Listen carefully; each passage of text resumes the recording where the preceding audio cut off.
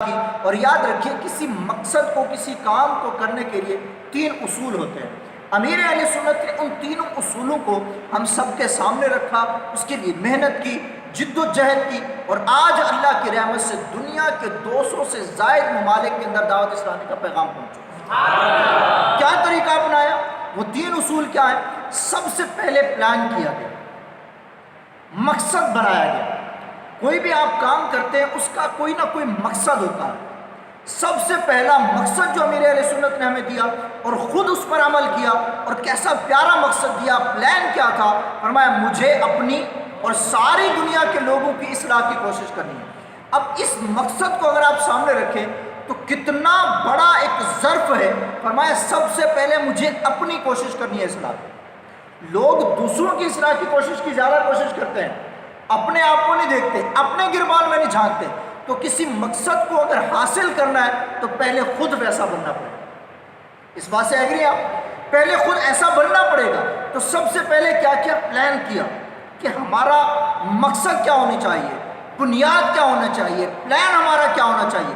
تو امیر اہل سنت نے 1981 کے اندر جو پلان بیان کیا، جو اپنا منشور بیان کیا، جو مقصد بتایا، وہ کیا تھا؟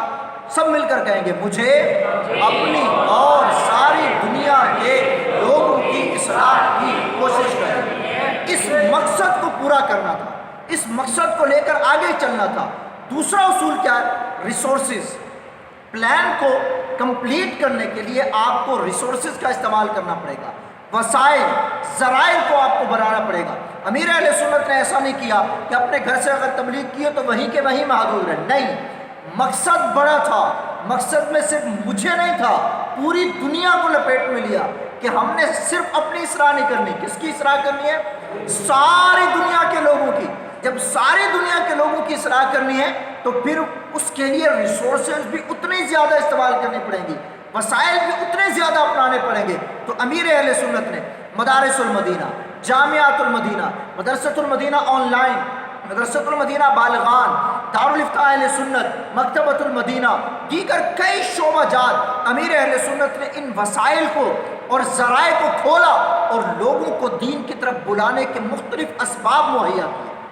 یہ ذرائع اور یہ ریسورسز استعمال کیے، اور پھر ان ریسورسز کے اندر، ان ذرائع اور وسائل کے ذریعے سے امیر اہل سنت کی دربار کے اندر، آپ کی بارگاہ کے اندر لوگ جوک در جوک جمع ہونا شروع ہوئے، اور ایک پورا کارواں بن گیا۔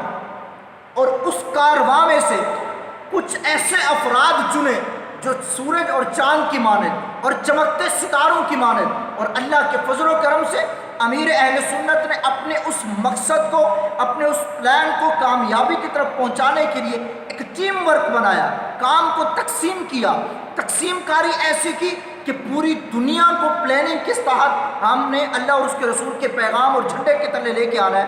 تو اس کے لیے ایک مرکزی مجلس شورا بنائی، اور اس مرکزی مجلس شورا کے اندر ہر اس شخص کو پرکھا، ایسا نہیں اٹھا کے مرکزی مجلس کے اندر لے آئے یا نگران شورا بنا دیا یا رکن شورا بنا دیا۔ پرکھنے اور تراشنے کے بعد جب وہ ہیرا بنا تو اس کو یا تو رکن شورا بنایا یا نگران شورا بنا دیا۔ اور پھر آپ دیکھیں ایک وقت آیا امیر اہل سنت پیر ہو کر اپنے مرید کے بارے میں یہ کہہ رہے ہیں، دیکھو عمران یہ میرا شیر بیٹھا ہوا، یہ میرا شیر۔ ایک پیر اپنے مرید کے بارے میں یہ جملہ کہے، اور نگران شورا کے بارے میں امیر اہل سنت نے فرمایا یہ میرا شعر ہے۔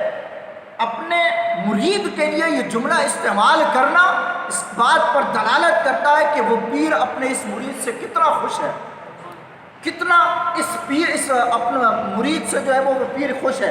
اب وہ نگران شورا نے وہ جو ایک پلان تھا، امیر اہل سنت نے اس پوری تقسیم کاری کو پوری دنیا کے اندر جب پھیلایا، دنیا کے اندر امیر اہل سنت نے دعوت اسلامی کے ذریعے سے کم و بیش 104 شعبہ جات، میں نے آپ کے سامنے جو گنوائے یہ تو چند ایک ہیں، مدرسۃ المدینہ، جامعۃ المدینہ، مدرسۃ المدینہ آن لائن، مدرسۃ المدینہ للبنین والبنات، جامعۃ المدینہ للبنین والبنات، اور دیگر مدرسۃ المدینہ بالغان، مدرسۃ المدینہ بالغات، پھر آپ دارالمدینہ کی طرف آ جائیں، دارالمدینہ یونیورسٹی آ جائیں، پھر آپ المدینہ العلمیہ آ جائیں جہاں کتابیں لکھی جاتی ہیں، تراجم کیے جاتے ہیں۔ دنیا کی کئی زبانوں کے اندر کتابوں کو جو ہے وہ ٹرانسلیٹ کر دیا گیا، اور پھر آپ دیکھیں تفسیر مفتی قاسم صاحب نے لکھ دی، ان میں آپ ہیرے تلاش کریں، مفتی قاسم صاحب آپ کو دعوت اسلامی میں ملیں گے، مفتی علی اصغر صاحب ملیں گے، مفتی احسان صاحب ملیں گے، مفتی فضیل صاحب ملیں گے، مفتی ہاشم صاحب ملیں گے، بڑے بڑے ہیرے جو ہے وہ امیر اہل سنت نے تراش کر ہمارے سامنے رکھ دیے۔ اب یہ سب جو ہے وہ کام میں لگے، وہ ہمارا پلان جو تھا، ہمارا جو مقصد تھا، اس کے لیے یہ ریسورسز امیر اہل سنت نے تیار کی۔ اور پھر تیسری چیز تھی ایفرٹ، 3 اصول تھے، پہلا کیا تھا؟ مقصد، دوسرا ریسورسز، اور تیسری تھی ایفرٹ۔ اس ایفرٹ کو استعمال کیا کیا گیا؟ اتنی کوشش کی، بیانات کا سلسلہ رہا، گھر گھر جا کر انفرادی کوشش کی، گلی میں کھڑے ہو کر، چوک پہ کھڑے ہو کر، لوگوں کے تانے سن کر، یہاں تک امیر اہل سنت فرماتے ہیں کہ لوگوں نے دھکے دے کر، لوگوں نے قاتلانہ حملے کیے، کیا کچھ تکلیفیں نہیں تھی، لیکن ایک مقصد تھا چونکہ ذہن میں کہ مجھے اپنی اور ساری دنیا کے لوگوں کی اصلاح کی کوشش کرنی ہے۔ اس مقصد کے تحت لوگوں کے تانوں کو چھوڑ دیا، گالیوں کو چھوڑ دیا، دشمنیوں کو چھوڑ دیا، ایک مقصد اپنایا کہ مجھے اپنی اور ساری دنیا کے لوگوں کی اصلاح کی کوشش کرنی ہے۔